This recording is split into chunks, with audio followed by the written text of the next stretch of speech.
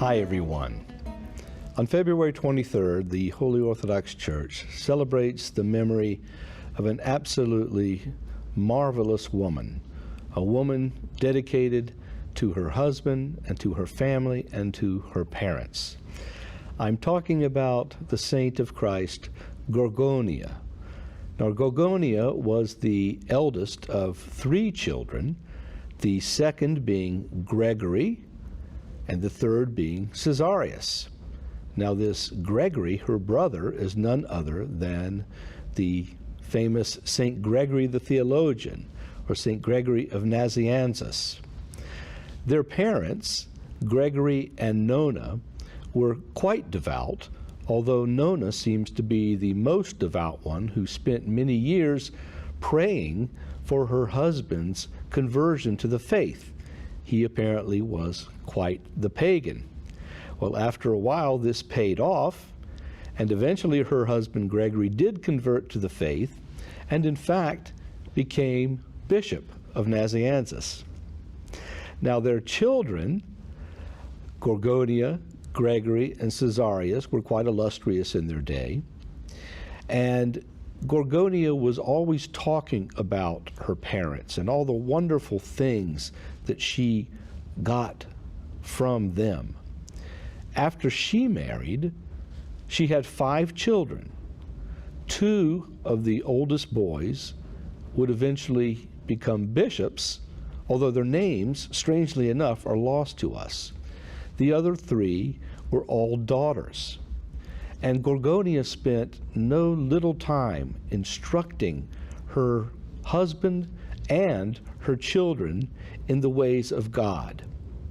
There is a funeral oration given by her brother, St. Gregory, and we're not sure exactly when she reposed, probably around 370 AD. And he is so concerned not to overdo the praises that he heaps upon her, but instead he says that he is afraid that he will fall far short of all her virtues. She is someone who would spend her entire night reading the Psalms in, as he said, an intelligent manner, and also reading the Scriptures, and never ceasing to pray constantly. This was a woman who was so dedicated to God that although she knew that she was married and she had all of these generally acceptable familial obligations to her family, yet she was completely dedicated to our Lord Jesus Christ and spent every waking moment of her life trying to draw near to Him. She was subject to some unfortunate incidences. Once a cart overturned, and apparently she was dragged a long way by the horse. She was so modest, however, that even in her pain, she would not let the physicians examine her at all. At another time, she was plagued by a malignant disease, which we don't know the exact details of, but which gave her short bouts of real trouble, but then there were some brief respites between them.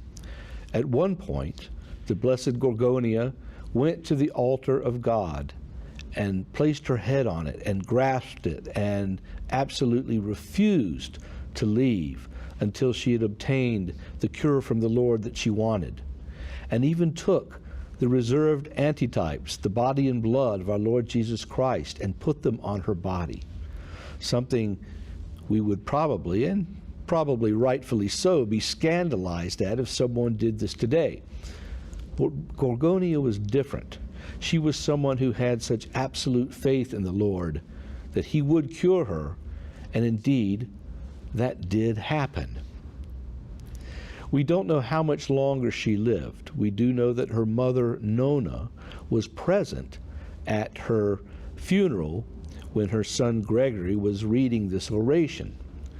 But one thing that became clear is that all of the people in Iconium, which is where she lived, knew of her virtues, knew of the splendors of her existence, knew of her absolute dedication to God, one who was so modest, who did not overly adorn herself, one whose house was always open to people who needed help from her.